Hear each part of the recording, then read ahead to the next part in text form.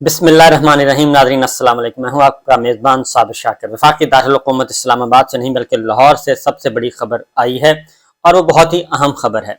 और मैं जो पहले दिन से ये एक बात कर रहा हूं कि ये जो लोग अंडरमाइन कर रहे हैं सुप्रीम कोर्ट ऑफ पाकिस्तान को, चीफ जस्टिस ऑफ पाकिस्तान को और आईने पाकिस्तान को, उनसे बड़ा बेवकूफ़ कोई नहीं हो सकता।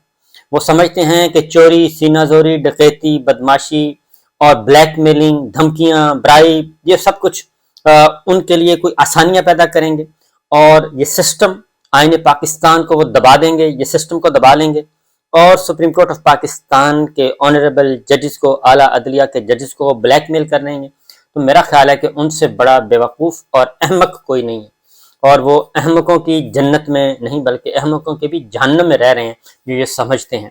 आने वाले दिनों में इंशाअल्लाह पाकिस्तान एक बार फिर अपने सही रास्ते पे चलेगा और यहाँ पे आइन की बालादस्ती होगी और सुप्रीमेसी होगी, सिर्फ और सिर्फ आइन की। और उसमें ये कोई हैंकी फैंकी नहीं चलने वाली, क्योंकि चीज़ें मैं आपके सामने रख रहा हूँ। अदरवाइज यहाँ पे क्योस ही क्योस है।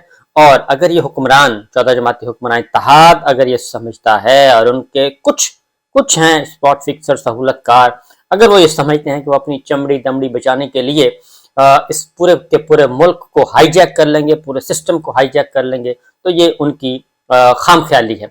कम से कम नरम से नरम अल्फाज में उनकी खाम ख्याली है, क्योंकि आइन जो है, आइन की तलवार जब चलेगी तो मेरा ख्याल है कि बहुत सारे लोग आपको नजर ही नहीं आएंगे। और अभी तो सारी चीज़ें अब सहमे हुए हैं कि हमने ये पंगा तो ले लिया है, अब इस पंगे से आगे बढ़ें कैसे, क्योंकि बहुत कुछ करने की कोशिश की गई थी। एक लंदन में मुलाकातें चल रही हैं, नवाज शरीफ साहब को सूरत हाल की संगीनी से आगाह किया जा रहा है। नवाज शरीफ साहब को सूरत हाल की संगीनी से आगाह किया जा रहा है। यहाँ वजीर आजम साहब भी मौजूद हैं, वजीर दिफा भी मौजूद हैं, बहुत सारे लोग मौजूद हैं जो कि इस वक्त नवाज शरीफ साहब को समझाने बुझाने की कोशिश कर रहे हैं। और नवाज शरीफ साहब बज़िद हैं कि नहीं, पहले मेरा बंदोबस्त करें, मेरी सजाएं खत्म करवाएं, मेरी डिस्क्वालिफिकेशन खत्म करवाएं, और जब तक ये सब कुछ नहीं होता तो मुझे क्या फ़ायदा। उधर मरीम साहिबा जो है वो बार बार प्रेशराइज कर रही हैं नवाज शरीफ साहब को, अपने वालिद मोहतरम को, कि चचा की बातों में नहीं आना और ना ही चचा के दोस्तों की बातों में आना है। ये हमें पहले भी मरवा चुके हैं और अब हम मजीद आगे जाके भी हमें मरवाएंगे, क्योंकि ये अपने लिए सहूलियात हासिल कर रहे हैं और हमारे लिए सहूलियात कोई नहीं हासिल कर रहे। इनके लिए सारे दरवाजे खुल गए, हमारे लिए कोई दरवाज़ा भी नहीं खुला। और इसलिए यही वक्त है कि आप खींचातानी करके फुल जोर लगा के, यही वक्त है मेक और ब्रेक का, कि आप वापस आ सकते हैं। अगर ये वक्त गुजर गया और हम इंतखाबात की तरफ चले गए तो फिर उसके बाद फिर कोई सूरत बाकी नहीं बचेगी कि आपकी वापसी की, क्योंकि इलेक्शन में हम फारिग हो चुके हैं और इलेक्शन हम नहीं जीत सकते। आप आ भी जाएं तब भी नहीं जीत सकेंगे इलेक्शन। लेकिन इस सारे मामलात में, इस सारी डील में जो रजीम चेंज चला था, उस डील में इस वक्त मेक और ब्रेक का है, आ गया है टाइम। आप अपने लिए आसानियां पैदा करवाएं, वरना बहुत मुश्किल हो जाएगा कि उसके बाद आप कभी पाकिस्तान वापस भी आ सकेंगे। उसकी वजह यह है कि फिर सजाएं जो हैं वो तो जब आप आएंगे, सरेंडर करेंगे, आपको जेल जाना पड़ेगा, तभी ये सारी चीज़ें होंगी। जेल जाए बगैर मसला हल नहीं होना। यह है सूरत हाल की संगीनी और ग्राउंड रियलिटी ये है। उसकी वजह मैं आपको पिछले 2-3 व्लॉग जरूर सुन लीजिएगा, उसमें सारी बातें बता चुका हूँ कि इन्होंने जो प्लान एक बनाया था वो प्लान सारे का सारा हो गया फ्लॉप। और अब सूरत हाल ये है कि एस्टेब्लिशमेंट जो है वो भी अब इनका वजन उठाने के लिए तैयार नहीं है। वो मजबूर, उनको भी इन्होंने मजबूर कर दिया है। उसकी वजह यह है गालियां दे दे के, उनको भी गालियां दी गई, ऑनरेबल जजेस को भी गालियां दी गई, सबको गालियां दे दे के वो इस नहज पे पहुंच गए हैं कि अब कोई पुरसाने हाल नहीं है। बहरहाल जोर पूरा लगा रहे हैं, धांधली का प्लान पूरा कर रहे हैं। सारी बातें मैं आपको बता चुका हूँ, रिपीट करने की जरूरत नहीं है। डिजिटल मर्दमशुमारी है, नादरा है, इंतखाबी फहरिस्तें हैं, इंतखाबी हल्का बंदियां हैं, हर तरह का ये हरबा इस्तेमाल करेंगे। और आगे जाके आज हुआ क्या जी, चीफ जस्टिस ऑफ पाकिस्तान, नजरें सुप्रीम कोर्ट ऑफ पाकिस्तान पे लगी हुई हैं और chief justice of Pakistan driving seat पे बैठे हैं। उन्होंने आज लाहौर में बड़ी खुल के बात कर दी है। उन्होंने अपना माइंड दे दिया है कि अगर कोई गलत फहमी का शिकार है कि उनको कोई ब्लैकमेल कर लेगा, उनको जो धमकियां दी गई, उन धमकियों की वजह से वो मरूब हो चुके हैं या वो दब चुके हैं, वो उन्होंने माजरत कर ली है। उन्होंने आज अपना माइंड ओपनली बता दिया है और उन्होंने कहा है कि लाहौर में उन्होंने खिताब किया है। उन्होंने कहा है कि चीफ कि अदालती फैसला चैलेंज नहीं किया जाता तो ये हतमी फैसला होता है। लिहाजा अब अदालती फैसला जब तक चैलेंज नहीं किया गया वो हतमी होता है। اب وہ فیصلہ جو ہے چیلنج انہوں نے کیا نہیں ہے اور نظر ثانی کا ٹائم گزر چکا ہے۔ اب آگے جاری پوری بات سن لیں، میں آپ کو بتا دیتا ہوں کہ انہوں نے آج کیا کیا میسج کنوے کیا، آپ کو اندازہ ہو جائے گا۔ عدالتی فیصلہ چیلنج نہیں کیا جاتا تو یہ حتمی ہوتا ہے۔ ہمیں بتایا گیا ہے کہ سیاسی جماعتوں کے درمیان مذاکرات جاری ہیں، آئین کے مطابق چلنے کی ضرورت ہے، کوئی بہانہ تلاش نہیں کرنا چاہیے۔ آئین 90 روز میں الیکشن کا کہتا ہے تو یہ کہنا ہمارا فرض ہے اور یہ کروانا ہمارا فرض ہے۔ ایک حفاظت تھا، ایک ٹاپک تھا جو تقریب ہو رہی تھی، وہ ٹاپک تھا دستور پاکستان میں اقلیتوں کے حقوق جو ہیں ان کے حوالے سے۔ تو اس تقریب سے خطاب کرتے ہوئے انہوں نے اب چیف جسٹس آف پاکستان کا آئیڈیل کون ہے، اب آپ اس کو ذرا دیکھیے کہ وہ کس آئیڈیل کی بات کر رہے ہیں اور اس کے بعد ان کے مائنڈ میں کیا ہے، وہ آگے جا کے کرنے کیا جا رہے ہیں، یہ بھی ذرا سن لیجیے۔ چیف جسٹس صاحب نے کہا کہ جسٹس اے آر کارنلس نے بہترین خدمات انجام دیں، انہوں نے 23 سال کی عمر میں آئی سی ایس پاس کیا۔ جسٹس کارنلس نے سپریم کورٹ کو 17 سال دیے، وہ جوڈیشل سسٹم کے لیے طرہ امتیاز تھے۔ تو یہ ہے جسٹس اے آر کارنلس، بہت نامور آنریبل جج۔ ایک طرف جسٹس منیر بدنما داغ، دوسری طرف جسٹس کارنلس کا نام لیا جاتا ہے جو انہوں نے بڑے دھڑلے سے فیصلے دیے۔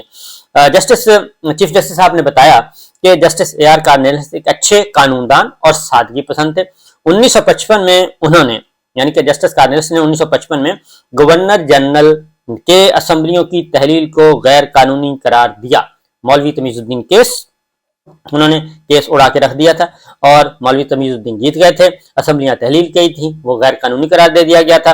تو اس کا وہ خاص طور پہ اس کی بتا رہے ہیں کہ نا یہ ہوا ہے، یہ انہوں نے کیا تھا۔ جسٹس کارنلس نے 1955 میں گورنر جنرل کے اسمبلیوں کی تحلیل کو غیر قانونی قرار دیا۔ پاکستان میں اقلیتوں کو مکمل مذہبی آزادی ہے۔ چیف جسٹس صاحب کہہ رہے ہیں کہ آئین پاکستان اقلیتوں کے حقوق کے تحفظ کا ضامن ہے۔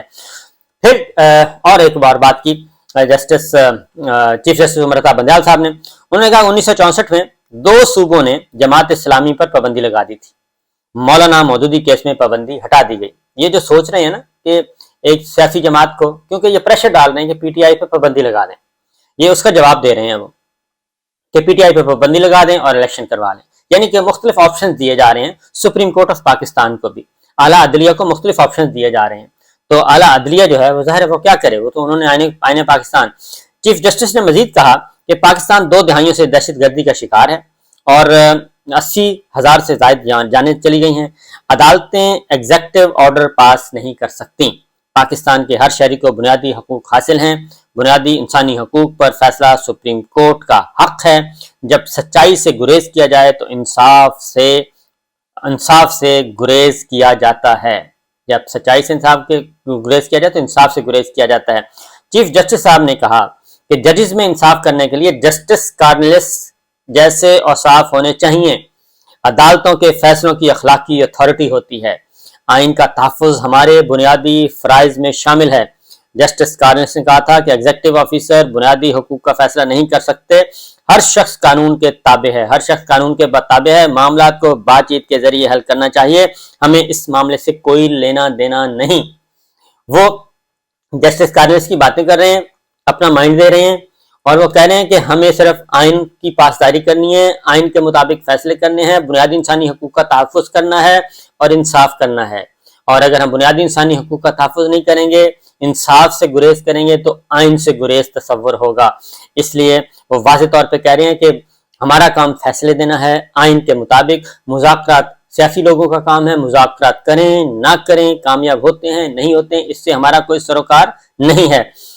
چیف جسٹس صاحب نے کہا کہ سیاسی جماعتوں کو احساس ہے کہ قانون کی پاسداری کرنا ان کی ڈیوٹی ہے، ہم ان کی سپورٹ کے لیے موجود ہیں۔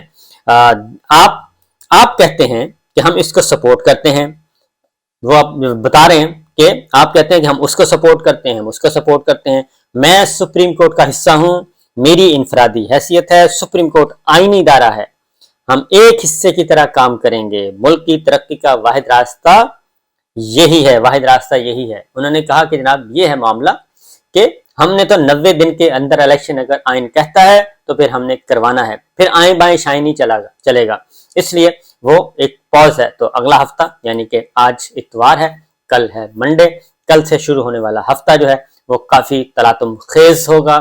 تلاطم خیز موجوں سے گھبرایا نہیں کرتے. تو یہی کچھ ہوگا. تلاطم خیز موجیں چلیں گی اور وہ کس کو بہا کر لے جاتی ہیں یہ آپ کو اندازہ ہوگا اگلے ہفتے، یعنی کہ کل سے شروع ہونے والا ہفتہ.